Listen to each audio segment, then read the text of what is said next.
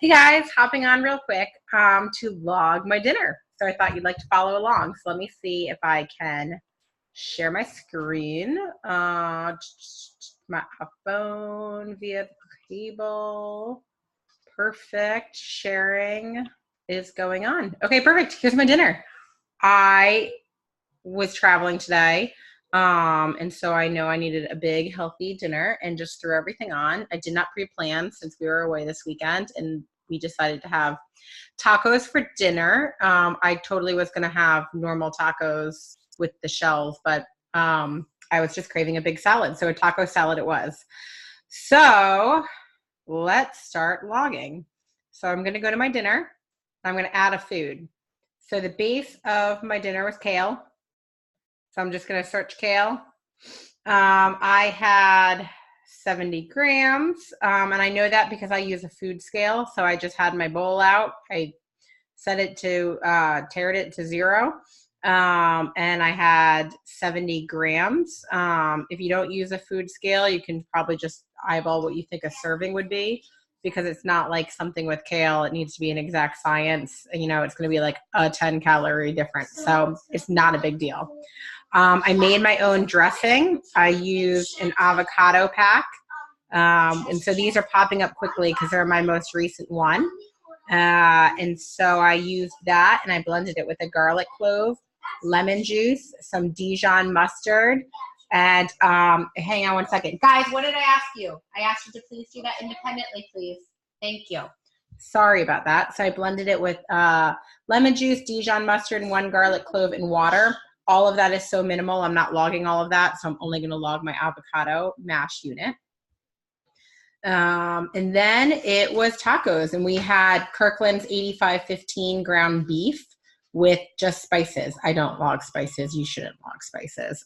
So I'm going to search Kirkland, and it was 8515. It's popping up in my recents, but let's just hit search instead and see that if it would show up. So here it goes here.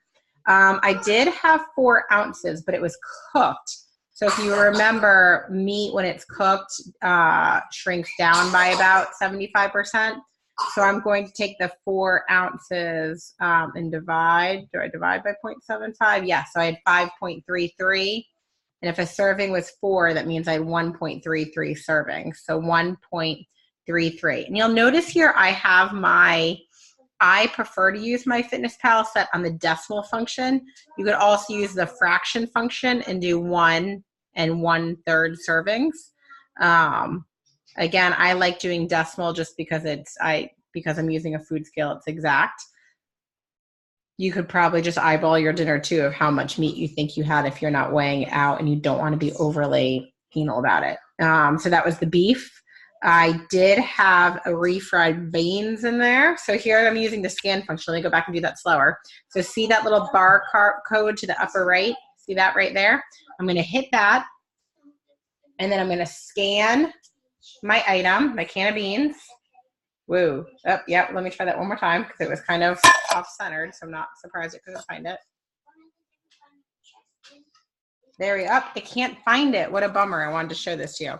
Probably because I'm using like a signature select refried beans, and it was fat-free. So I'm just going to search fat-free refried beans, and look, another one's coming up that I typically have. 130 grams. I had 75 divided by 130 grams. So I had 0.58, so 0.6 I had tonight. I'm going to hit the little check to add it, and adding it. There's my refried beans. I also had Whole Foods Pico. How do you spell DeGallo? Pico. Whole Foods Pico. Pico. All right. Salsa, Pico de Gallo, fresh from Canada. These are all over the place, so it's hard to know which one. And I have no idea what 3 ounces is. I didn't even really weigh it. So I'm just going to go for it because that had odd choices.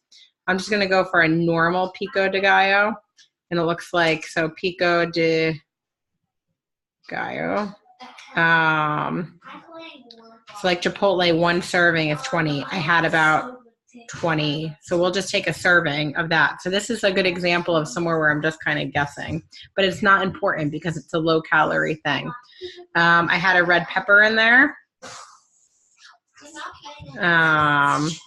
And that is about whatever. I'm just going to log it because it's close enough. I had a little bit less than that, but again, we're talking about something that has 24 calories. It is not a big deal. I had broccoli in there, fresh broccoli. I had about 60 grams, so I had 0.67 of a serving. I had a taco shell. I had a crunchy. You know what? Let me see if I can scan this one too. Hang on.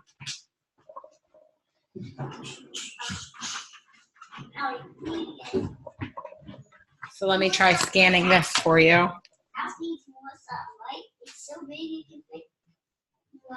I'm going to go back to adding a food. I'm going back to that scan function and scanning that. 3 shells. Wow, I should have had a lot more. I only had 1.33. And so that looks like my dinner. I had the kale, the avocado, the ground beef, the beans, the pico. Oh, I had onion. I sauteed onions, so I'm just going to take my normal. And we sauteed it in about a tablespoon of olive oil. But let's say I took like 1/5 of the onions we sauteed, because we sauteed 2. So 1/5 would be about 20%. So again, I'm totally just guessing to the best of my ability, but it's not a huge deal. And that's it. So kale, avocado, ground beef, refried beans, pico de gallo, red pepper, broccoli, crunchy shell, onion, and olive oil. So yeah, that looks right about what I had for dinner. And again, this is not meant to be rocket science. Like, you can do 1 serving of kale. The avocado mash is a scanned unit. That's the exact. The ground beef, yes, that's the one thing that maybe is more important to measure, but just think about it. I knew the package itself was, it was Costco, so it was 1.33 pounds.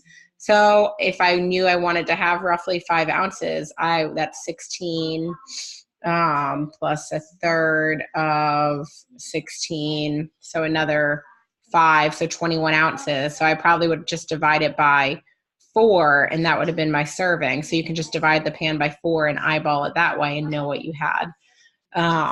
Same the refried beans. Maybe that's the next biggest thing that maybe I would measure and get a cup measure out if I wanted to, or again, just eyeball it. But the vegetables, really, that's just something you want to eyeball. You don't have to be overly crazy about this. If you use measuring cups, tablespoons, a food scale if you have it. I use a food scale just because it's so much easier than getting out measuring cups for all of this thing. You just hit the reset button and it zeroes out, and you can log everything in the grams. So I find it way easier. So then at the bottom, at the end of the day, here's where you can go to your nutrition tab. So I'll show that to you again, what I did with the arrow. So I scrolled down. Oops, that was yesterday. I scrolled down and I went to the nutrition tab here, and I clicked on that. And so this is the macro pie chart we're going to be sharing every night. That gives you your goals and the percentages. So a little light on carbs, probably because I went for the salad instead of a lot of tacos. But at least I hit my protein for the day, and I'm going to eat a little bit of dessert because I will hit my calorie goals. And then the nutrients, here's where I can see I actually I have 1 gram of protein left. So I'm right on the protein. I have 38 grams of carbs left, and I'm 3 over on fat. So dessert looks like it's going to be a banana. Or I'll find something more exciting than that. I have some other food in there that will work, or berries or something to that nature. But I always usually have something for dessert. So, and I did not pre-plan my day. Like I said, I was on the road, so that's just how it kind of shook out for me today. But hopefully that helps. That's how I go about adding my food. The more you do it, the more better at it you'll get. So like if I go to this more button down here and go to the meals, recipes, and food, this is where you can create all your recipes that you might eat frequently. And so you can use them. And if you change them, so like here's my smoothie recipe, I can go to edit recipe, and I can change something out. If I made something close to it but was a teeny tiny bit different that day, I can just go ahead and edit it. and add it. Other neat tricks are, so for example, let's just say we were having tacos tomorrow night for dinner and I want to log my food. So I can go to tomorrow and I can go to dinner, and then I can go copy from date, and then I can copy from dinner today, and it will add my exact same dinner. And let's say tomorrow I ran out of pico de gallo and I'm not going to have that tomorrow. Then I can just simply right swipe and hit delete.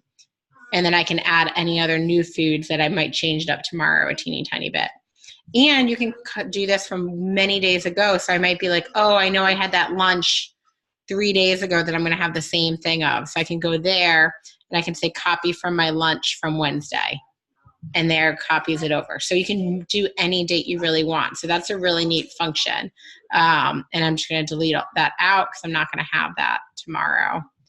Although I had chocolate at lunch. I mean, maybe I should have that tomorrow. But that's just a great way to figure it out. Again, pre-planning helps, but I know in life sometimes you can't. Sometimes my idea of pre-planning is just opening up the fridge before I break my fast and figuring out what needs to be eaten that day and going ahead and logging it.